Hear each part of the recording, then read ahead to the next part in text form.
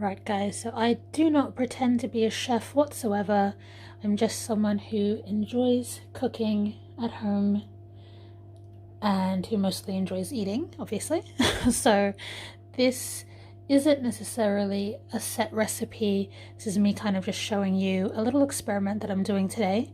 I have made salmon fish cakes and tuna fish cakes before. However, today I'm trying it with cauliflower mash instead. And you can chop and change and add whatever you want. If you want a different type of protein, you can. If you want different sort of added in vegetables, you can. You can really make this your own and do whatever you want.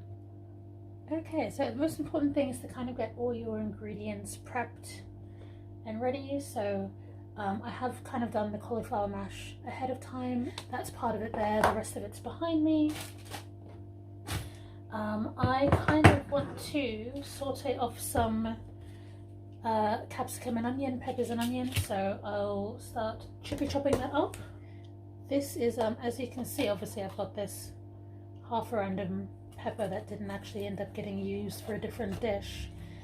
That's probably one of the best things about something like a fish cake, a salmon cake, whatever you want to call it. It's kind of very similar to a dish here in England, which I think is either predominantly in the north or made popular by the northern lot, which is what is it called again? Bubble and squeak. That is basically like kind of a mishmash of last night's dinner vegetables, particularly really popular after Christmas. So you get all like your roast veg together, mash it all up in a bowl and kind of fry it off the next day.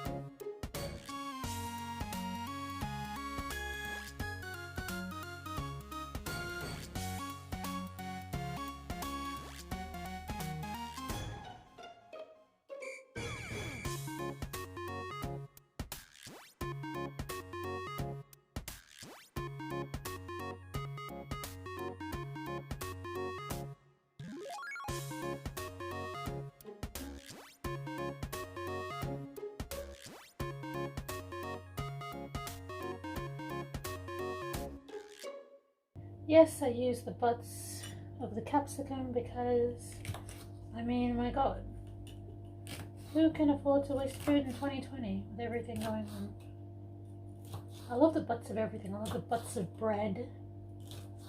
I love the butts of capsicums.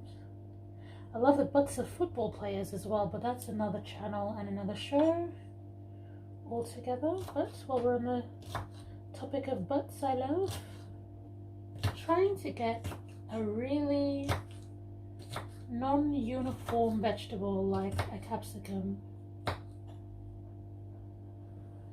to be uniform. Vegetable fruit, I consider it a vegetable. I don't know if people are going to start sounding off in the comments saying it's a fruit because it's got seeds on the inside. That's okay, we can agree to disagree. You can educate me. I love to learn. Has anyone got techniques for peeling onions? Let me know down below. Am I doing it wrong? You know how everyone knows that hack about separating egg yolks from egg whites? Thanks to, I don't know, Facebook or 5-minute hacks or whatever, everyone seems to know how to do that.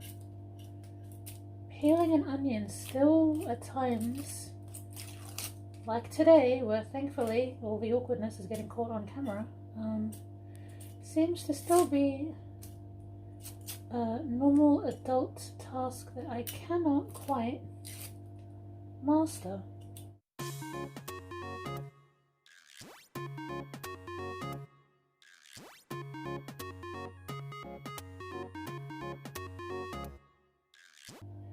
Now I can can see that I've done a shocking bloody job of this. There we go. Right.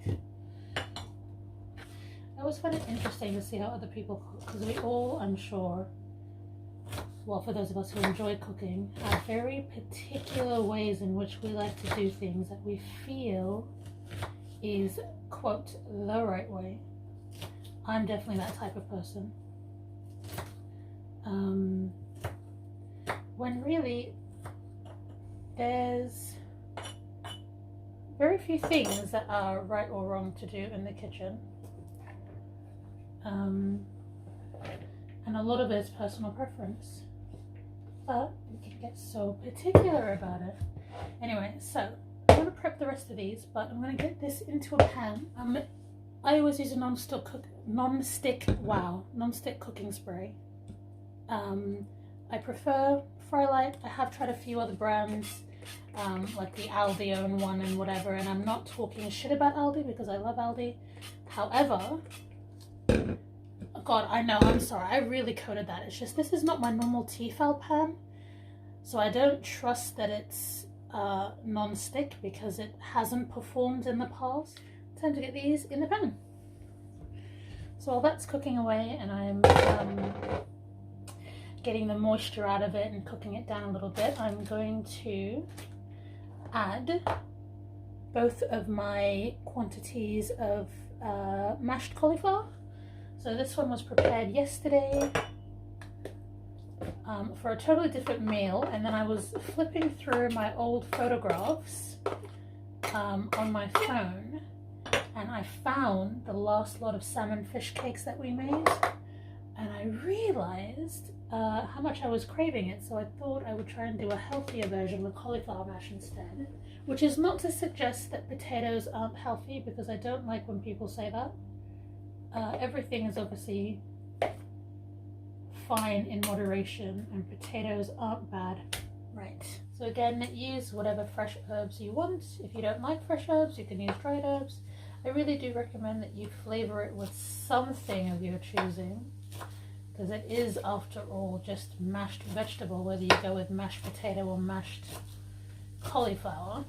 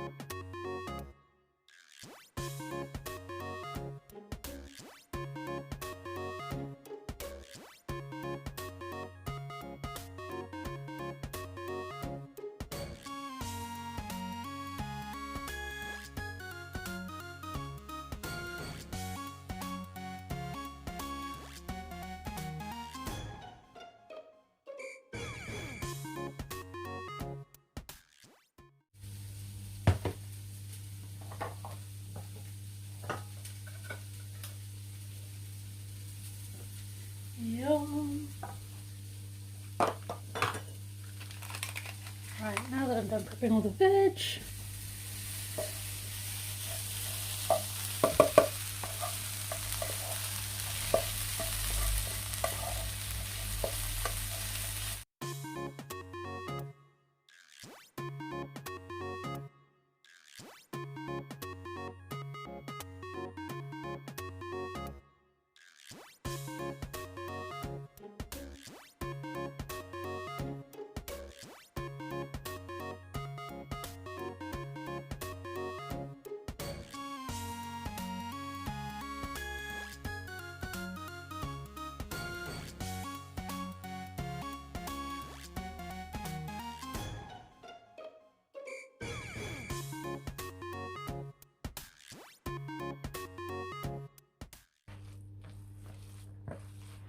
love all that color. Look at that color.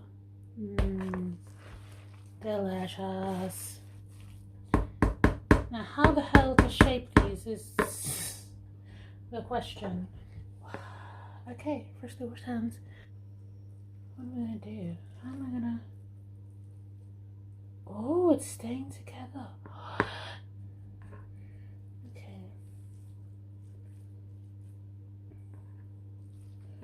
It's gonna be nice and massive, I think. Yes. It seems like the moisture that's naturally in there is kind of holding it together, so that's good. You guys can see how much liquid is actually coming out of there. It's ridiculous, but amazing.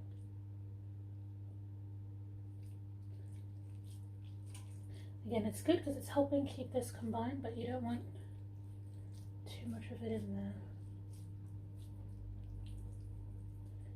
Again, just shaping it into some kind of patty burger type shape, remembering that all of these ingredients are like cooked. Like I said, I'm going to shape the rest of these in a little bit. Just show you what these are looking like so far. I'm going to get them in the pan and start cooking. So just show you guys halfway through how they are looking. We've got a good amount of colour on them. I've just put them over once. Again, I'm just making this up. You guys kind of saw how I put it all together. It's something I was craving, so I just kind of threw it in a bowl, smushed it all up. Just waiting for those. If you wanted to, you could absolutely dip them in egg and breadcrumb them and get that texture onto them for sure. All of that is obviously extra calories for me, so I've decided not to do it. I'm just going to finish up those and then the other 4. And then I'll be ready to plate up in a little bit. That is it for dinner tonight. Hasn't turned out bad at all, really. It's pretty much held its shape.